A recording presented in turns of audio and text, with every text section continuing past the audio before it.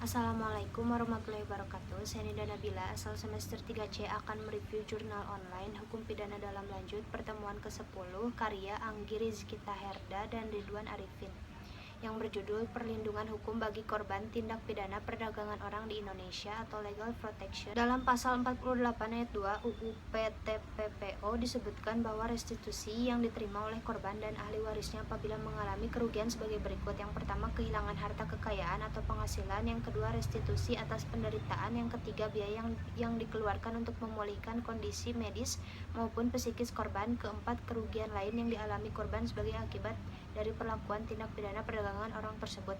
Restitusi diajukan sejak korban melakukan laporan atas kasus yang dialaminya kepada pihak kepolisian setempat dan diatasi oleh penyidik bersamaan dengan penanganan atas tindak pidana yang dilakukan. Penuntut umum akan memberitahu korban tentang adanya hak restitusi yang diberikan kepada korban. Yang selanjutnya akan disampaikan jumlah kerugian yang diterima korban tindak pidana perdagangan orang bersamaan dengan tuntutan.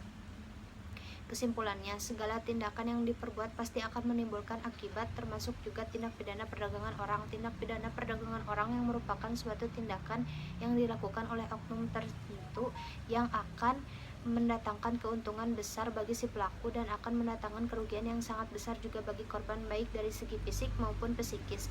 Tindak pidana perdagangan orang disebabkan oleh beberapa faktor, maupun faktor intern maupun ekstern, faktor ekonomi maupun faktor sosial. Tindak pidana orang akan mendatangkan sanksi, baik itu berupa kurungan atau pembayaran denda yang wajib dipenuhi, dan korban tindak pidana perdagangan orang pun mendapatkan haknya atas pelindungan hukum dari beberapa hal yang diatur dalam Undang-Undang Nomor 21 Tahun 2007, misalnya hak atas perlindungan, rahasia identitas, hak atas rehabilitasi kesehatan, rehabilitasi sosial, rehabilitasi pemulangan, dan rehabilitasi integrasi, dan hak mendapatkan restitusi atau hak penggantian rugi atas apa saja yang sudah merugikannya, baik itu secara fisik maupun ekonomi.